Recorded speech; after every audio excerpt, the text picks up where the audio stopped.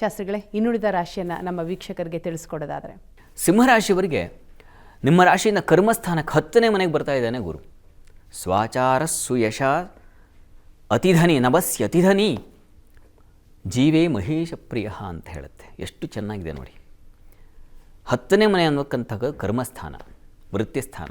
ವೃತ್ತಿಸ್ಥಳಕ್ಕೆ ಗುರು ಬಂದಾಗ ನೀವು ಸ್ವತಂತ್ರವಾಗಿ ಕೆಲಸ ಮಾಡುವ ಕೌಶಲ್ಯವನ್ನು ಕಲಿತೀರಾ. ಇಷ್ಟು ದಿವಸ ಇನ್ನೊಬ್ಬರು ಮಾರ್ಗದರ್ಶನ ಮಾಡ್ತಾಯಿದ್ರು, ನೀವು ಅವರು ಹೇಳಿದಾಗ ಕೇಳ್ತಾಯಿದ್ರಿ. ಆದರೆ ಈಗ ಹಾಗಲ್ಲ. ನಿಮಗೆ ಒಂದು ಆಲೋಚನೆ ಬರ್ತದೆ, ನಿಮಗೆ ಒಂದು ಹೊಸತನ ಹೊಳೆಯುತ್ತೆ. ಆ ರೀತಿಯಲ್ಲಿ ಕೆಲಸ ಮಾಡ್ತಕ್ಕಂಥ ಒಂದು ಕೌಶಲ್ಯ ಬರುತ್ತೆ. ಓದುವವರಿಗೆ ಓದುವಂಥ ಕೌಶಲ್ಯ ಬರುತ್ತೆ. ಹೇಗೆ ಇದನ್ನ ಅರ್ಥ ಮಾಡ್ಕೊಳ್ಳೋದು ಗೊತ್ತಾಗ್ತಾ ಹೋಗುತ್ತೆ.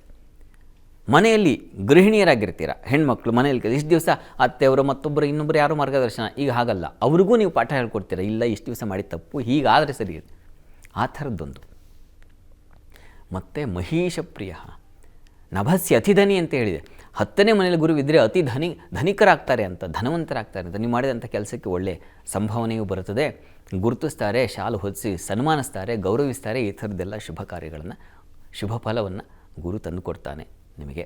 ಮತ್ತು ಅಷ್ಟೇ ಅಲ್ಲ, ಮಹೇಶ ಪ್ರಿಯ ಅಂತ ಹೇಳಿದೆ. ನೀವು ರಾಜರಿಗೆ ಅಂದರೆ ಪ್ರಿಯರಾಗ್ತೀರ. ಅಂದರೆ ಅವರು ನಿಮ್ಮ ಕೆಲಸವನ್ನು ಮೆಚ್ಚಿಕೊಂಡು ನಿಮಗೊಂದು ಗೌರವ ಕೊಡ್ತಕ್ಕಂಥದ್ದು, ಯಾವುದೋ ಒಂದು ಪ್ರಶಸ್ತಿ ಬಂದುಬಿಡ್ತಕ್ಕಂಥ ಸಾಧ್ಯತೆ. ಅಥವಾ ನೀವು ಗ್ರಾಮಗಳಲ್ಲಿದ್ದರೆ ನಿಮ್ಮ ಆ ಜನನಾಯಕರಿಗೆ ಇಷ್ಟವಾಗಿ ಅವರು ಯಾವುದೋ ಒಂದು ಸನ್ಮಾನ ಮಾಡ್ತಕ್ಕಂಥ ಸಾಧ್ಯತೆ. ಈ ಥರದ್ದೊಂದು ಚೆನ್ನಾಗಿದೆ. ಕರ್ಮಸ್ಥಾನದಲ್ಲಿ ಗುರುವಿದ್ದಾಗ ಸುಲಭವಾಗಿ ಹೋಗುತ್ತೆ. ಆದರೆ ಶತ್ರುಕ್ಷೇತ್ರ ಅದು. ಹೀಗಾಗಿ ಕೆಲಸ ಮಾಡುವ ಸಂದರ್ಭದಲ್ಲಿ ಅಕ್ಕಪಕ್ಕದವ್ರು ಶುರುವಾಗ್ತಾರೆ. ಒಂದು ಸಲ ನೀವು ಬೆಳಲಿಕ್ಕೆ ಶುರುವಾದರೆ ಸಹಜವಾಗಿ ಉಗ್ರ ದೃಷ್ಟಿ ಬೀಳುತ್ತೆ. ಹೀಗಾಗಿ ಹಿತಶತ್ರುಗಳು ಹುಟ್ಟಬಹುದು. ಸ್ವಲ್ಪ ಹುಷಾರಾಗಿರಿ. ಕೆಲಸ ಮಾಡುವಾಗ ಅವ್ರನ್ನ ಗಮನಿಸ್ಕೊಂಡು ಯಾರನ್ನು ದೂಷಿಸಿಕೊಳ್ಳದೆ ಎಲ್ಲರಿಗೆ ಪ್ರಿಯರಾಗಿ ಹಿತವಾಗಿ ಮಾತಾಡಿಕೊಂಡು ಜೀವನ ಸಾಗಿಸಬೇಕು ಇಂತಹ ಸಂದರ್ಭಗಳಲ್ಲಿ. ಹೀಗಾಗಿ ಸಿಂಹರಾಶಿಯವರಿಗೆ ಹೆಚ್ಚಿನ ಶುಭ ಫಲ ಇದೆ. ಆತಂಕ ಬೇಡ. ಸಪ್ತಮದಲ್ಲಿ ಶನೈಶ್ಚರ ಬಲಿಷ್ಠನಾಗಿದ್ದಾನೆ. ಹೀಗಾಗಿ ವ್ಯಾಪಾರಿಗಳಿಗೆಲ್ಲ ತುಂಬ ಚೆನ್ನಾಗಿದೆ. ಕನ್ಸ್ಟ್ರಕ್ಷನ್ ಫೀಲ್ಡ್ಲಿರ್ತಕ್ಕಂಥವ್ರಿಗೆ, ಉಪನ್ಯಾಸಕರಿಗೆ ಮತ್ತು ಈ ಹೋಟೆಲ್ ಇಂಡಸ್ಟ್ರಿಯವರಿಗೆ, ಅವರಿಗೆಲ್ಲ ತುಂಬ ಚೆನ್ನಾಗಿದೆ. ಗುರು ಮತ್ತು ಶನಿಯರನ್ನು ಇಟ್ಕೊಂಡು ಗಮನಿಸ್ಕೊಳ್ಳೋದಾದರೆ ತುಂಬ ಚೆನ್ನಾಗಿದೆ. ಜೀವನ ಚೆನ್ನಾಗಿರುತ್ತೆ. ಆತಂಕ ಬೇಡ. ಪ್ರಾರ್ಥನೆಗೆ ಬೇಕು. ಯಾಕೆಂದರೆ ಗುರು ನಿಮ್ಮ ರಾಶಿಗೆ ಅಷ್ಟಮಾಧಿಪತಿ ಕೂಡ ಹೌದು. ಹೀಗಾಗಿ ನಷ್ಟಗಳು ಆಗ್ತಕ್ಕಂತಹ ಸಾಧ್ಯ ಇರುತ್ತೆ. ಏನೋ ಕೆಲಸ ವಹಿಸಿರ್ತಾರೆ, ಗುರುತರವಾದ ಜವಾಬ್ದಾರಿ. ನೀವು ಸ್ವಲ್ಪ ಎಡವಟ್ಟು ಮಾಡಿಬಿಟ್ರೆ ಅಷ್ಟು ಬಿಲ್ಡಿಂಗ್ಗೆ ಹೊರಟೋಗ್ಬಿಡುತ್ತೆ. ಹೀಗಾಗಿ ನೀವು ಗುರು ಸನ್ನಿಧಾನಕ್ಕೆ ಬೆಲ್ಲ ಸಮರ್ಪಣೆ ಮಾಡಿ. ಪ್ರತಿ ಗುರುವಾರ ಗುರು ಪ್ರಾರ್ಥನೆ ಮಾಡಿ, ಅನುಕೂಲ ಆಗುತ್ತೆ.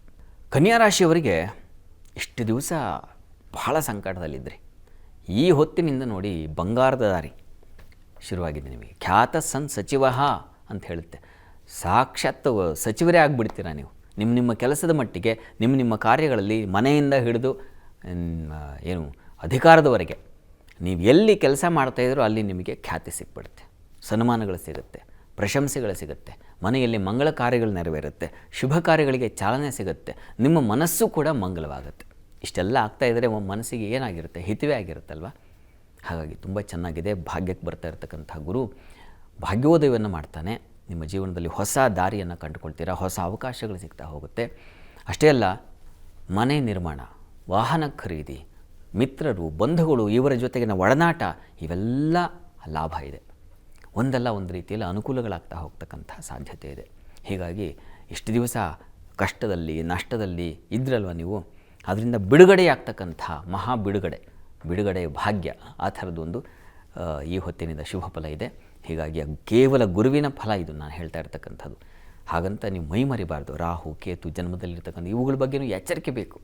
ಯಾಕೆಂದರೆ ಬೇರೆ ಬೇರೆ ಗ್ರಹಗಳು ಅದ್ರ ಕೆಲಸ ಮಾಡ್ತಾ ಇರುತ್ತೆ, ಗುರು ಅದ್ರ ಕೆಲಸ ಮಾಡ್ತಾ ಇರ್ತಾನೆ. ಆದರೆ ನಾವು ಎಚ್ಚರಿಕೆಯಿಂದ ಇರಬೇಕು. ವ್ಯವಹಾರಗಳಲ್ಲಿ, ದಾಂಪತ್ಯ, ಸ್ನೇಹ, ಪ್ರೀತಿ, ಪ್ರೇಮ, ಇಂಥ ವಿಚಾರಗಳಲ್ಲಿ ಸ್ವಲ್ಪ ಜಾಗ್ರತೆ ಬೇಕು ನೀವು. ಉಳಿದಾಗೆಲ್ಲ ಗುರುವಿನ ಫಲ ತುಂಬ ಚೆನ್ನಾಗಿದೆ, ಹೆಚ್ಚಿನ ಅನುಕೂಲ ಇದೆ. ನೀವು ತಪ್ಪದೇ ಸುಬ್ರಹ್ಮಣ್ಯ ಪ್ರಾರ್ಥನೆ ಮಾಡಿಕೊಳ್ಳಿ. ಅದು ಪ್ರತಿ ಮಂಗಳವಾರ ಸುಬ್ರಹ್ಮಣ್ಯ ಸನ್ನಿಧಾನಕ್ಕೆ ಹೋಗಿ ಬಂದರೆ ಅದು ನಿಮಗೆ ತೊಡಕನ್ನು ಬಿಡಿಸಿ ಒಂದು ಶುಭ ಫಲವನ್ನು ತಂದುಕೊಡುತ್ತೆ. ತುಲಾರಾಶಿಯವರಿಗೆ ನೋಡಿ, ನಿಮ್ಮ ರಾಶಿಯಿಂದ ಅಷ್ಟಮಕ್ಕೆ ಬರ್ತಾ ಇದ್ದಾನೆ ಗುರು. ಅಷ್ಟಮದ ಗುರು ಕಷ್ಟವನ್ನು ತಂದುಕೊಡ್ತಾನೆ, ನಷ್ಟವನ್ನು ಉಂಟು ಮಾಡ್ತಾನೆ. ಜೀವತಿ ದೀನಯ ಅಂತ ಹೇಳುತ್ತೆ. ದೀನವಾಗಿ ಬದುಕಬೇಕಾದ ಪರಿಸ್ಥಿತಿ ಬಂದುಬಿಡುತ್ತೆ. ಏನಪ್ಪ ಪರಿಸ್ಥಿತಿ ಹೀಗಾಯ್ತಲ್ಲ ಅಂತ ಅನಿಸುತ್ತೆ. ಯಾಕೆಂದರೆ ಅಲ್ಲಿ ಶತ್ರುಕ್ಷೇತ್ರ ಗುರು.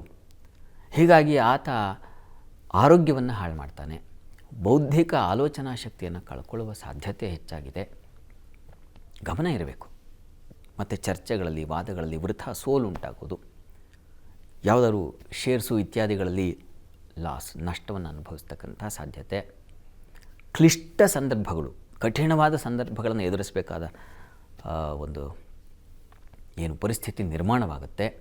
ಹೀಗಾಗಿ ನೀವು ಸ್ವಲ್ಪ ಎಚ್ಚರಿಕೆಯಿಂದ ಇರಬೇಕು. ತುಲಾರಾಶಿಯವರಿಗೆ ಗುರುಬಲ ಇಲ್ಲ.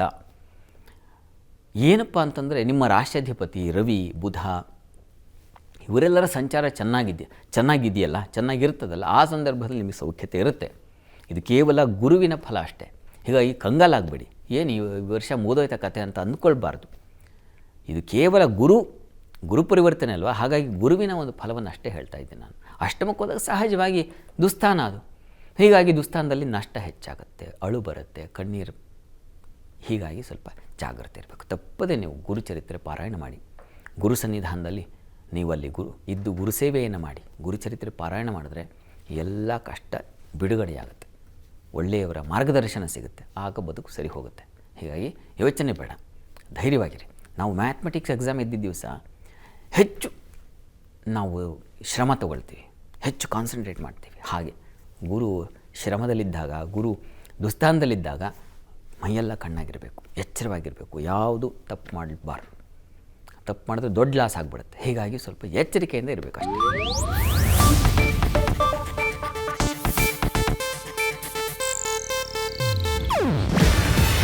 ಇದು ಏಷ್ಯಾನೆಟ್ ನ್ಯೂಸ್ ನೆಟ್ವರ್ಕ್ ಪ್ರಸ್ತುತಿ.